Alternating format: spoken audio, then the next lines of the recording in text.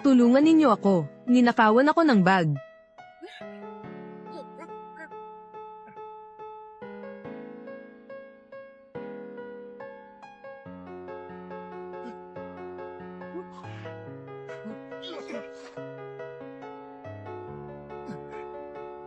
Huwag kang makialam sa problema ko. Kundi, sasaksakin kita. Sasaksakin mo ako. Subukan mo lang. Gusto mo bang mamatay?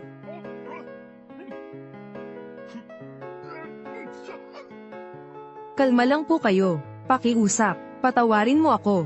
Patawarin mo ba siya? Dalhin na natin ito sa istasyon ng pulis para maayos.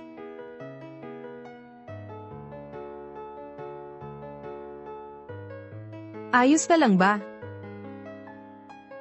Ayos lang ako. Siya iyon. Paano nangyayari sa kanya ito?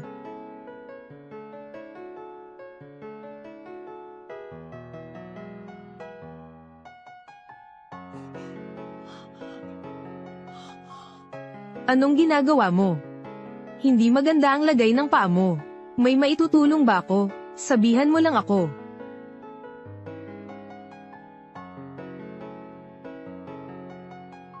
Pakasalan mo ako.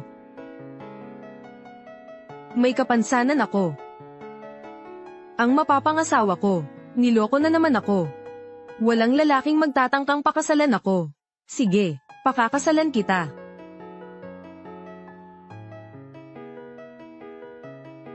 Kung gusto mo akong pakasalan, tutulungan kita para maging pinakamagaling na lalaki.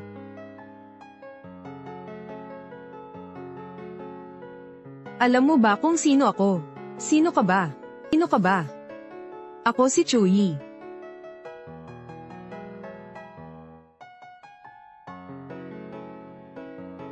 Kung gayon, hihintayin kita hanggang pakasalan mo ako. Sige.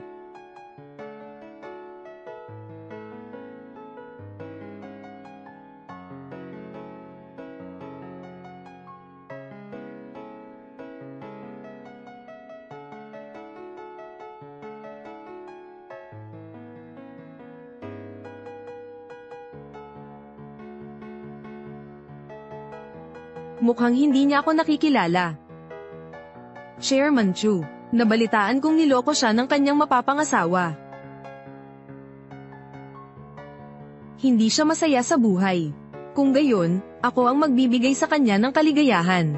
Bukas ay pupunta ako para pakasalan siya.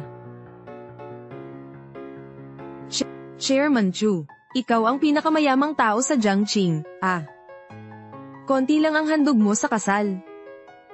Isang babaeng may kalahating paralisado. Desidido na ako, huwag mo na akong payuhan. Makikita naman ni Xiao ang pagmamahal ko, di ba?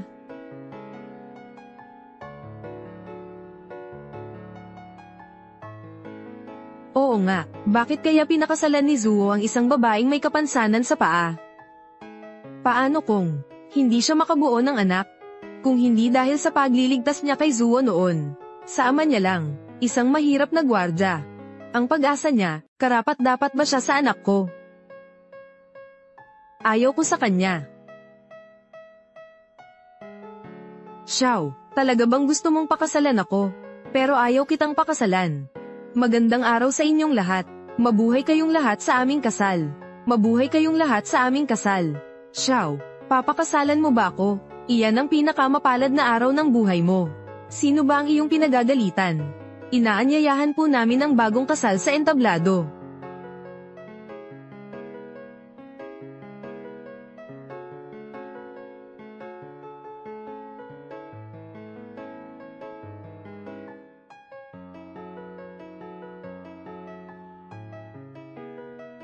Ang ganda.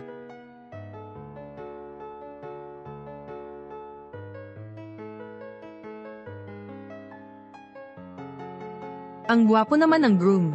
Nakaupo naman sa wheelchair ang bride. Mayroong ba kayong nakakaantig na kwento sa isa't isa? Maaari niyo po bang ibahagi sa amin?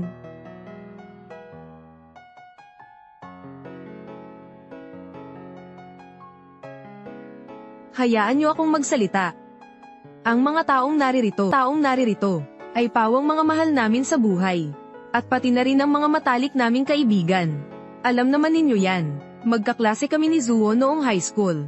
Naparalisa ang dalawa kong paa dahil sa pagliligtas ko sa kanya. Kaya naman ako ngayon ay nakaupo sa wheelchair. Ang paa ng bride. Nasugatan dahil sa groom. Ang laki naman ng pagmamahal ninyo. Oo naman. Akala ko rin noon. Napakaganda ng pag-ibig namin. Napakamatapang ko noon. Nung aksidente sa sasakyan, tinulak ko siya. Naresulta sa pagkalumpo ko sa kalahati ng katawan.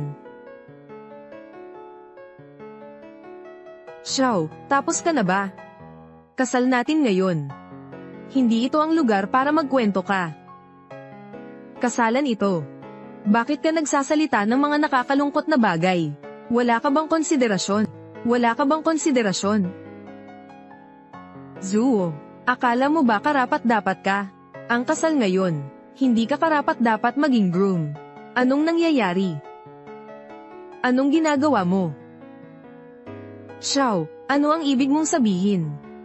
Akala mo ba pilay ka? Hindi ba ako karapat-dapat sa'yo? Oo naman. Pilay ako. Pero may magandang trabaho naman ako. May magandang edukasyon. May sarili akong buhay. Kaya kong buhayin ang sarili ko. Eh ikaw? Naghahanap ka ng mga babae sa kung saan-saan. Ang alam mo lang ay kumita gamit ang pang-ibabang bahagi ng katawan mo. Xiao, tumahimik ka nga. Kasal ngayon ng anak ko sa'yo. Maraming bisita roon. Oo nga, Xiao. Huwag kang magbiro ng ganyan. Pag-uwi na lang natin pag-usapan yan. Hindi dapat mag-away ang mag-asawa sa araw ng kasal. Totoo ba? Pero ayaw ko pong magpakasal ngayon. Ayaw ko na pong magpakasal. Hindi ito kasalan. Handaan ito na inihanda ko para kay Zuo. Handaan ng diborsyo.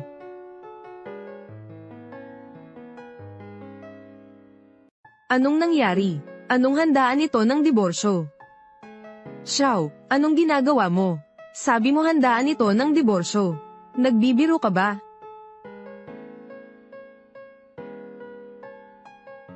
Xiao, wala ka bang hiya? Tingnan mo si Zuo. May kulang ba siya sa'yo? Maghihiwalay ka, nababaliw ka na ba? Ang anak ko ay nakaranas ng napakaraming kawalang katarungan. Kusa kanyang pinakasalan. Anong karapatan mo para husgahan siya?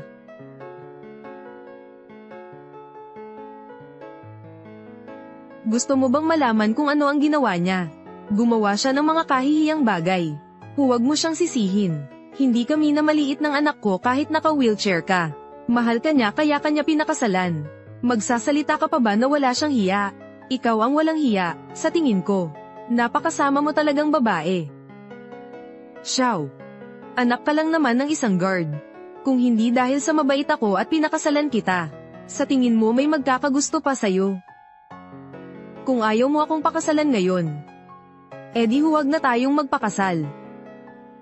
Umalis ka na ngayon. Tingnan natin kung sino pa ang maawa sa'yo bukod sa akin. Tingnan mo kung sino pa ang gustong pakasalan ka. Sasabihin ko sa'yo, ang mga gustong magpakasal sa akin. Mahaba ang pila nila sa labas. Kung ayaw mo akong pakasalan ngayon, sige, umalis ka na. Lumabas ka at bantayan mo ang pinto para sa akin. Tumayo ka dyan at panoorin mo akong maging masaya. Anak, ano ba ang sinasabi mo? Ang ibig mong sabihin ay, may iba ka pang pakakasalan. Ngayon ang araw ng kasal mo sa ibang babae. Tama ba? Tama po, Mama. Malaking araw ng pagdiriwang ito. Ang napangasawa ko ay matalik na kaibigan ni Xiao.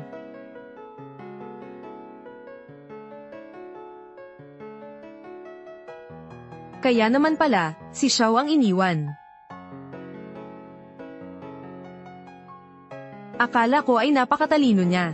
Hindi ko akalain na siya ay iiwanan ng kanyang matalik na kaibigan, kinuha ang asawa niya. Sino ang nagsabing siya ay may kapansanan? Kung lalaki ako, hindi ko rin siya pakakasalan.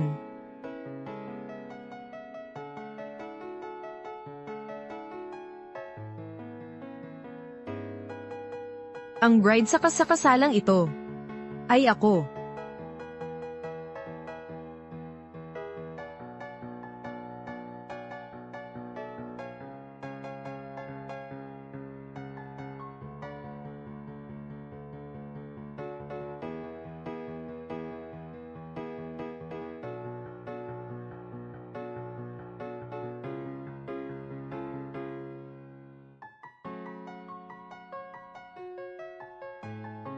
Paano naman magkakaroon ng dalawang bride? Mahal, andito ka na rin pala. Ang sabi mo pakakasalan mo ako. Paano naman ako hindi makakarating? Ang bagay na ito. Hindi ba si Xiao ang bride? Ibig sabihin ba ay napalitan na ang bride? Si Zuo talaga, marunong maglaro. Dalawang bride sa isang kasal. Sobrang nagulat ako. Zuo, ano bang nangyayari? Maraming kamag-anak at kaibigan ang nakatingin. Nanay, hindi ba't sinabi mo noon? Kung pakakasalan ko ang babaeng pilay na yun, tatawanan ako ng iba. Okay lang, iiwanan ko na lang ang babaeng pilay na yun. Kumuha ng isang magandang babaeng magaling. Pero si Rina, matalik na kaibigan siya ni Xiao. Ano ba talaga ang nangyayari? Hindi ko maintindihan ang nangyayari. Nanay, tingnan mo si Xiao. Paano siya maihahambing kay Rina? Rina, siya ang isang mataas na tagapamahala ng Le Corporation. Ang taunang kita niya ay umaabot sa 100 milyon. Ang kumpanya natin ay naghahanda ng pirmahan ng kontrata sa pamilyang Chu. Si Rina ang pangunahing tagapagbalangkas ng kontrata. Tita, ako po ang tagapamahala ng Chu Corporation. Ang chairman ng kumpanya namin. Ang pangalan niya ay Chu Yi. Xiao. Wala siyang mga magulang. Lumaki siya sa isang ampunan. Kung hindi dahil sa akin ang tulong ko sa kanya, ay matagal na siyang patay. Anong karapatan niya para maging matalik kong kaibigan? Chu Group. Chu Yi. Siya ang taong nagsabing pakakasalan niya ako. Oo nga, sina Xiao at Rina. Magkaiba talaga sila ng sobra. Ang isa ay isang mataas na opisyal ng kumpanya. Samantalang ang isa naman ay walang kinabukasan. Nadidismaya ka sa akin, di ba? Sobrang magkaiba talaga tayo. Kung alam ninyo ang totoong pagkatao ko, natatakot lang ako na baka hindi kayo karapat-dapat sa akin. Kayo mismo. Anong sinasabi mo? Ang totoong pagkatao mo, hindi ako karapat-dapat sa iyo. Mayabang ka na ba? Huwag ka nang tumawa, mahal ko. Malungkot siya sa kasal. Dahil iniwan mo siya, nahihiya si Xiao, kaya nagsasalita siya ng ganyan. Pinipilit lang niyang iligtas ang kanyang mukha. Xiao, pasensya na, magkaibigan tayo noon, guwapo naman ang asawa mo. Ngayon, lumuhad ka sa harapan ko. Tapos humingi ka ng tawad sa akin. Bibigyan kita ng $1,000. Tapos patatawarin na kita. Ano? Ayoko ng pera mo. Gusto kong lumuhad kayong dalawa at humingi ng tawad sa akin. At aminin ninyong kayo ang may mali. At aminin ninyong kayo ang may kasalanan. Ano sa tingin ninyo? Xiao, kung may dapat sisihin, sisihin mo ang sarili mo. Dahil hindi mo napigilan ang puso ni Joe. Ang asawa mo ay akin lang ang mahal. Dapat mong malaman na umalis ka na rito.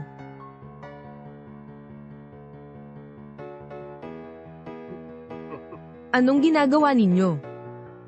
Bitawan ninyo ako.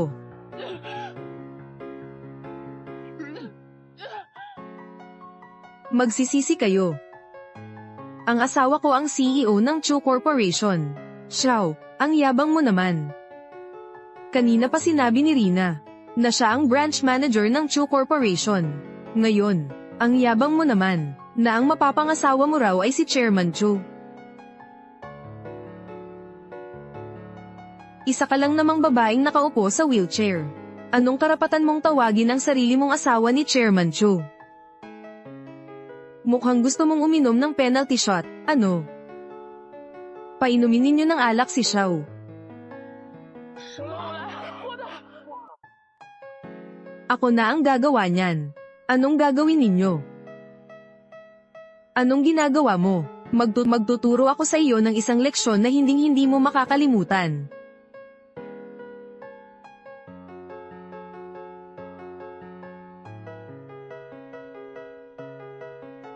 Tigilan mo yan. Tingnan natin kung sino ang mangangahas na saktan si Xiao.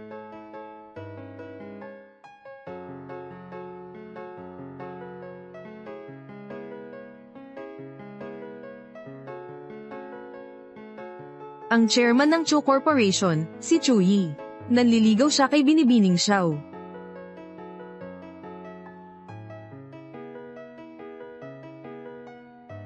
Ha, Chairman Chu.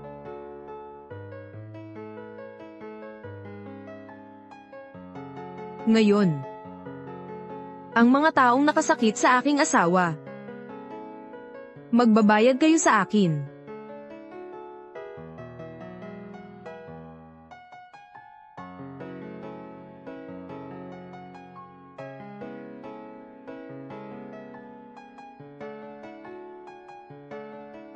CEO ng Chu Corporation, Ta Chuyi. Ngayon, nagdala ng handog ang chairman para manligaw kay Xiao. Pasensya na. Nalate na ako. Hindi ba ako nagkakamali? Siya ang bilyonaryong chairman ng Chu Corporation.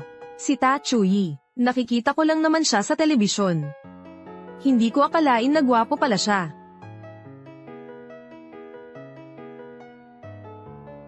Imposible. Paano nangyari iyon? Magsasaka lang naman ang ama niya, mahirap pa. Si Xiao ay isang pilay na babae lamang. Imposible naman siyang makilala si Chairman Chu. Isang taong mayaman. Ibigay mo sa akin. Ako si Chuyi. Handa akong ibigay ang 50% ng mga shares ng Chu Corporation.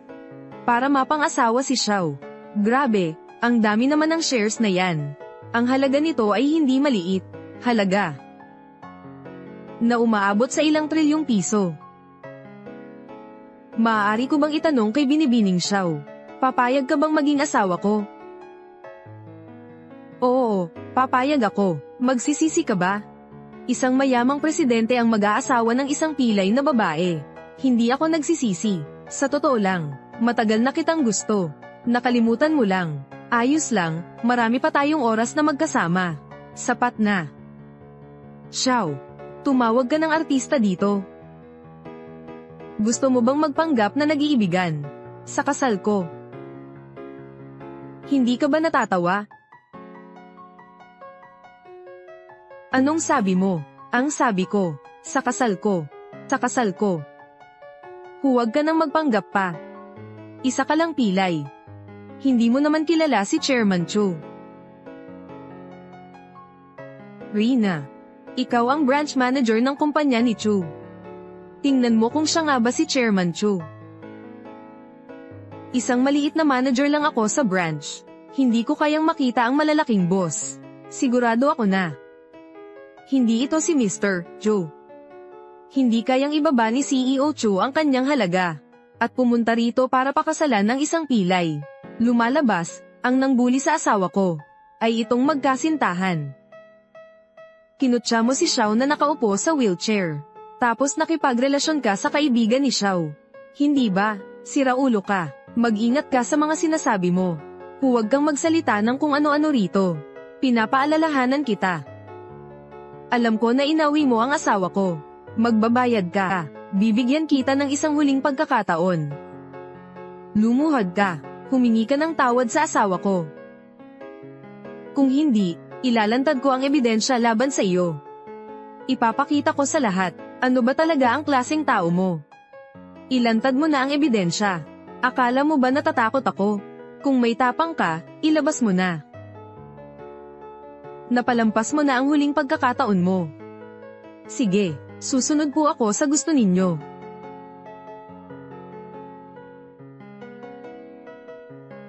Rina, ang ganda-ganda mo naman.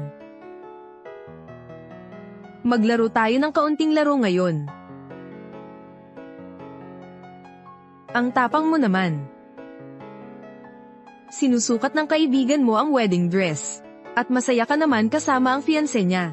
Hindi ba't ikaw ang may gusto sa akin? Sapat na. Sobrang pangit ah. Sobrang pangit ng mga larawan. Tigilan mo na yan.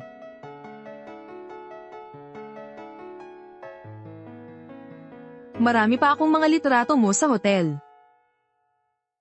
Gusto mo pa bang makita? Sapat na. Lalaki ako. May mga pangangailangan ako. Si Xiao ay isang pilay na nakaupo lang sa wheelchair. Hindi niya ako mapapasaya. Natural lang na ayaw ko kay Xiao. Kinahihiyaan mo ba ako dahil pilay ako? Joe, iniligtas kita sa aksidente sa sasakyan. Nakalimutan mo na ba yun? Tapos palihim ka pang nakipagrelasyon sa matalik kong kaibigan. Xiao. Huwag kang maapektuhan sa kanya. Nandito ako. Tutulungan kitang makamit ang katarungan. Huwag kang mag-alala. Hindi ako mapapaiyak ng isang taong masama. Nalulungkot lang ako dahil hindi ko agad nakita ang tunay niyang kulay. Ang katawa-tawa niyang mukha. Anong nakakatawa roon? Hindi ba totoo ang sinasabi ko? Iniisip mo bang mahirap lang akong babae? Hindi ba? Alam naman yan ang lahat. O gusto mong sabihin na ikaw ay isang mayamang dalaga na nagtatago ng kanyang pagkatao. Hanggang ngayon ay nakaupo ka pa rin sa wheelchair. O kaya ba ang gusto mong sabihin ay hindi ka naman pilay? Oo, hindi ako pilay. Nagpapanggap lang ako. Ginawa ko iyon para subukan si Joe. Xiao, sinira ni Joe ang kasal ninyo. Kaya nababaliw ka na ba? Tapos nagpapanggap ka pang hindi ka pilay. Sinasabi ko sa'yo, umalis ka na't mabilis. Huwag mong hadlangan ang kasal ko. Xiao. Ang kapal naman talaga ng mukha mo. Sinasabi ko sa'yo, umalis ka na't mabilis. Umalis ka na't mabilis. Huwag ka nang magpanggap pa. Siya. Sabi mo nagpapanggap kang pilay. Tumayo ka nga. Hayaan nating makita ng lahat. Nako, huwag na ninyong ipakita pa siya. Kawawa naman siya. Kailangan natin siyang kawan. Tumayo ka na at ipakita mo sa kanila. Sige.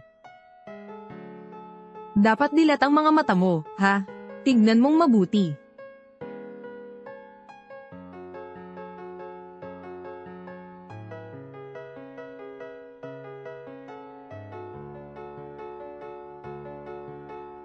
Imposible. Paano ka nakakatayo? Oo nga, paano siya nakakatayo? Anong nangyayari? Nagpapanggap lang siya. Kung totoo ang tapang mo, maglakad ka ng ilang hakbang. Tama. Kung matapang ka, lumapit ka sa akin. Ang sasama pa rin ng loob ninyo. Di ba mukha ang mga mata ninyo? At tignan ninyo ng mabuti.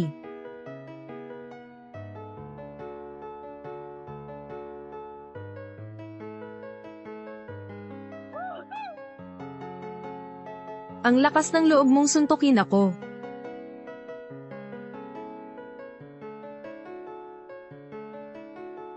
Tingnan mo nga ng mabuti. Pilay ba ako? Imposible. Hindi ka pala pilay. Naiintindihan ko na. Ano ang naintindihan mo? Hindi ka naman pala pilay. Ginamit niya lang ang aksidente. At pinilit si Joe na pakasalan siya. May babaeng ganoon ka walang hiya. Talagang masama ang loob niya. Kaya naman pala, niloko mo ako simula't sa pool. Dati, lagi mong sinasabi na dahil sa pagligtas sa akin, kaya ka napuruhan. Nanghihinayang pa rin ako. At ayaw kitang pakawalan. Lumalabas na nagpapanggap ka lang pala. Kakaimbyer na ka naman. Xiao. Mabuti na lang at hindi siya nagpakasal sa iyo. Kung sino mang magpakasal sa iyo, napakamapanlin lang na babae, hindi mapapanatag ang pamilyang iyon. Hindi. Dapat mo akong bayaran ng damages dahil sa emotional distress. Dapat mo akong bigyan ng $2 milyon. Tama, kung hindi. Hindi kita patatawarin. Ang babaeng ito ay talagang mapanlin lang. Nakakasuka siya. Bayaran mo na. Ang kapal ng mukha. Bayaran mo na. Bayaran mo na. Naiintindihan mo ba? Bayaran mo na. Ang mga taong dinala mo ngayon. Huwag kayong mag-asang makatakas dito. Gusto mo bang magbayad ako ng danyos? Niloko mo ang damdamin ko. Kung hindi ka magbabayad, isisiwalat kita. Malalaman ng lahat ang iyong masasamang plano. Sige.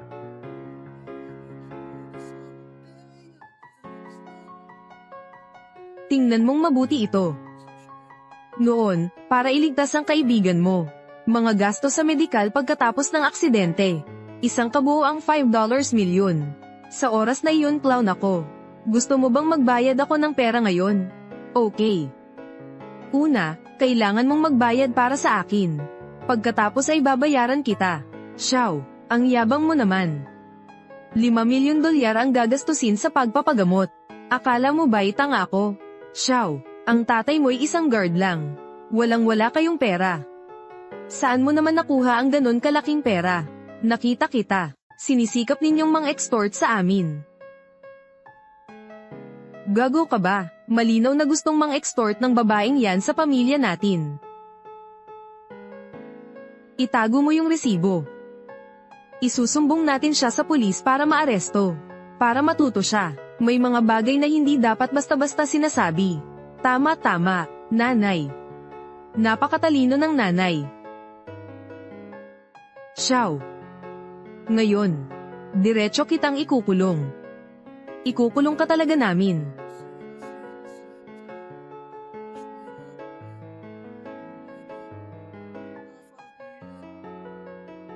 Pulis, magrereklamo ako. Tama, may nagbabanta sa akin ng pera. Ngayon, mayroon na akong si Chuyi. Siya ang taong pinakakailangan ko. Ang lalaking gustong pakasalan ako. Nagpapanggap ka pa rin ba? Kailan ka titigil? Sino ang lalaking kasama mo? Kanina pa niya sinabi na gusto niyang wakasan ang pakikipagtulungan sa pamilyang Hoangbang. Ang mga kasinungalingan mo, bakit hindi ka pa kumikilos? O gusto mo bang patuloy akong lokohin? Oo nga. Gusto mo bang wakasan ang pakikipagtulungan sa pamilya namin? Nako, pakiusap, bilisan mo na yan. Inaasahan ko na talaga yan.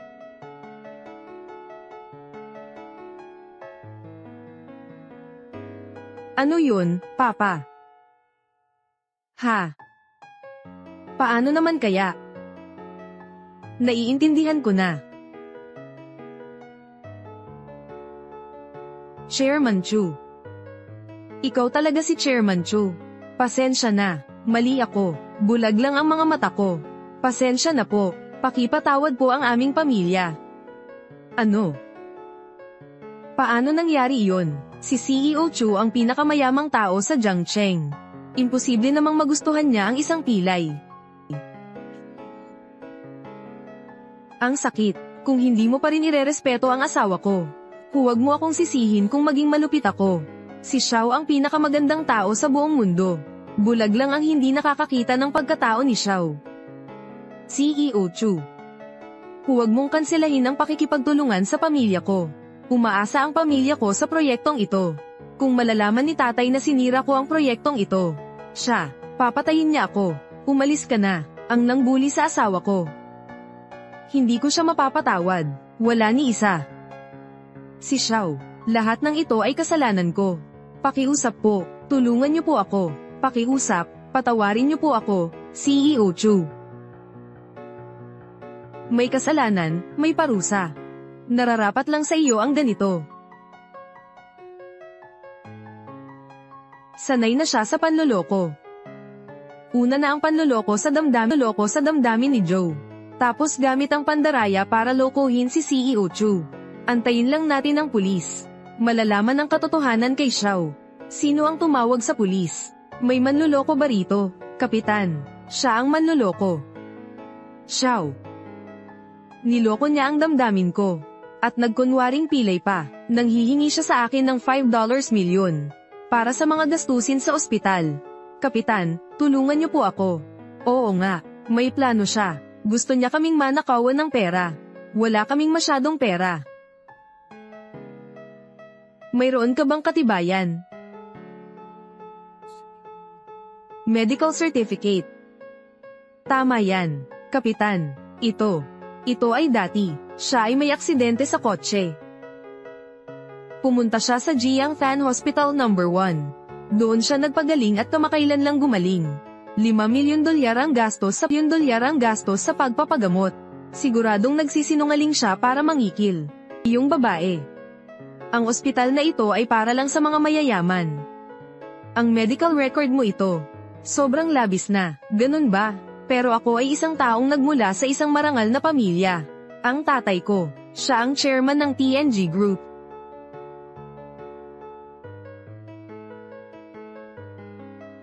Xiao, bakit hindi mo na lang sabihin na ang tatay mo ang pinakamayamang tao sa mundo?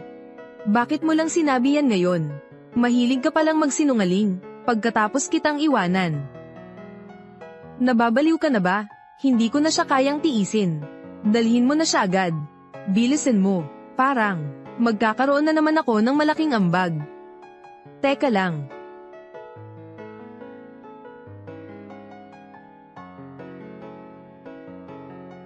Tingnan mo ito. Tingnan mo ito. Tingnan mo kung may kapangyarihan ka bang utusan ako. Tingnan ko nga. Gaano ka ba kalakas?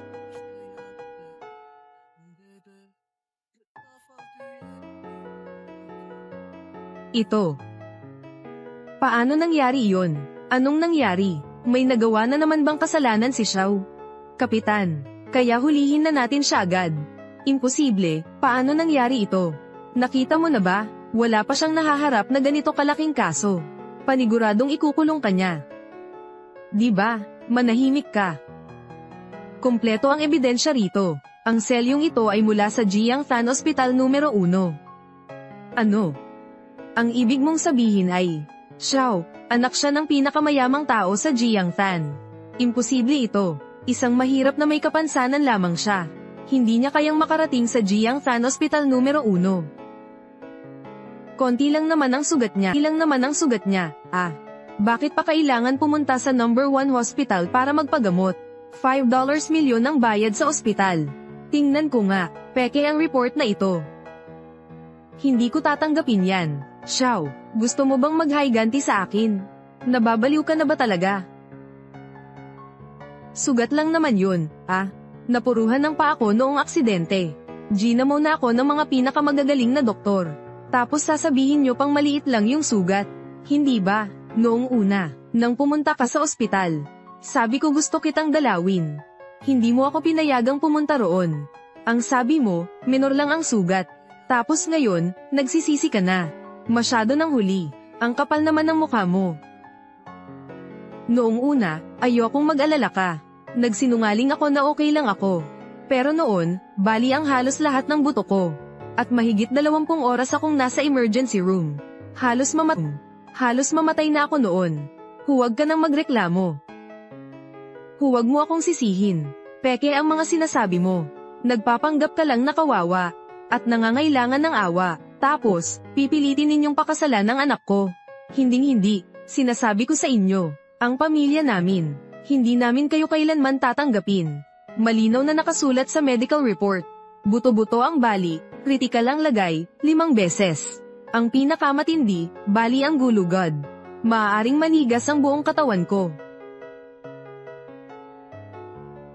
Imposible, gawa-gawa lang ito. Hindi ako naniniwala. Nagsisinungaling ka.